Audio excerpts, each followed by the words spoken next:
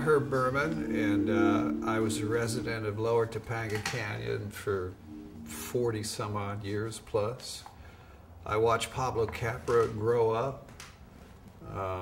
We're both of Viennese persuasion here in America. I really value him as a friend and his sensitivity as a man of letters. And we both value storytelling. So Pablo approached me as a friend and a neighbor to contribute to the poetry of idlers of the Bamboo Grove.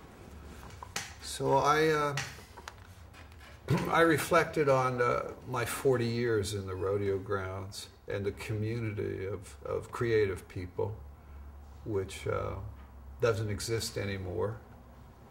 I truly hope the people who take advantage of state parks enjoy every picnic and every hike at the expense of the destruction of 500 people who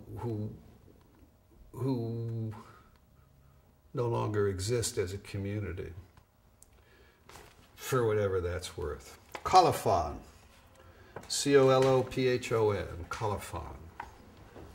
This wandering Jew I am, scribe for Captain Beefheart, for Steven Spielberg, for Dean Stockwell, for Neil Young, for electronic networks invading canyons of the mind, pumping drama into the mysterious human soul. Oh, I am. You bet your ass I am. And so, my friends, Colophon is where the end meets the beginning and the beginning meets the end, endlessly now and forever. It's 1 year later, my requiem for the rodeo grounds reveals itself now that I'm gone, ending, beginning, sorting out 40 years in Lower Topanga, 2 miles away, renewal in a mobile home park on Pacific Coast Highway. 67 years, add 'em up. He takes a licking and keeps on ticking. I got them relocation blues. Rhymes with Israeli Jews. I fought the state and the state won. Gave me money, lots of moolah. Called it entitlement.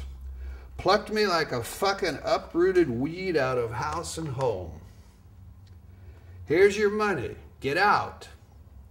Yes, sir, boss man, I was going, taking my pen and paper down the road, but I was going to tell a story to the peoples about your sad ass, Mr. Charlie.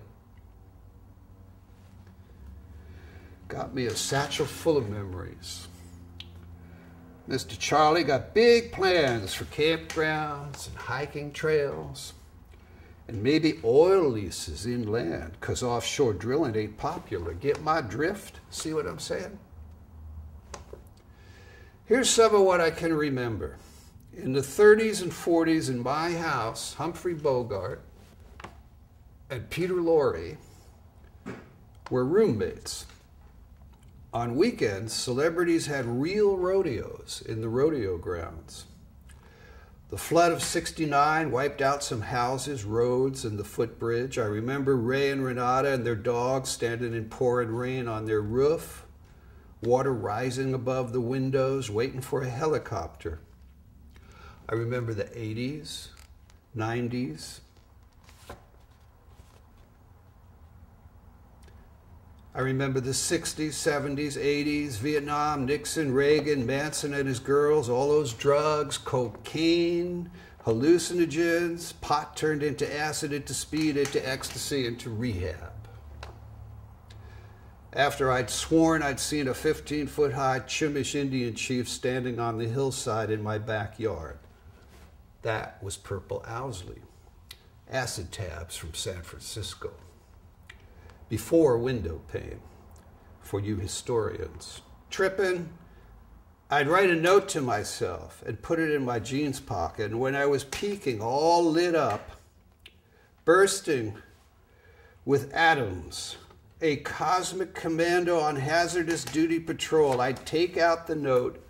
It read, "You'll be fine in the morning."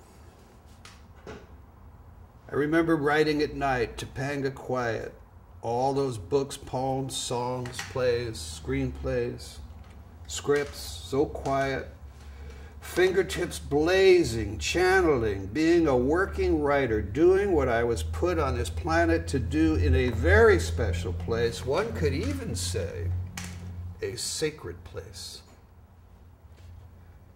I remember a sick owl resting on my fence outside the kitchen window. I should have known it was an omen then, a sign. Things would change. I sprayed the owl with water from the garden hose. It didn't seem to help. Some guys from the animal shelter came and rescued him. I should have known. That was the beginning of the end of the beginning. In my new abode, my neighbors are quiet. No raccoons, no possums, no coyotes, no deer, no rattlers. No, none of that. I hear the surf pounding at night when the sea is restless, occasionally the muffled sound of a car passing, having come from somewhere, going somewhere. And then silence, interrupted by the sound of my pen onto paper, scribbling. Another meager effort of storytelling.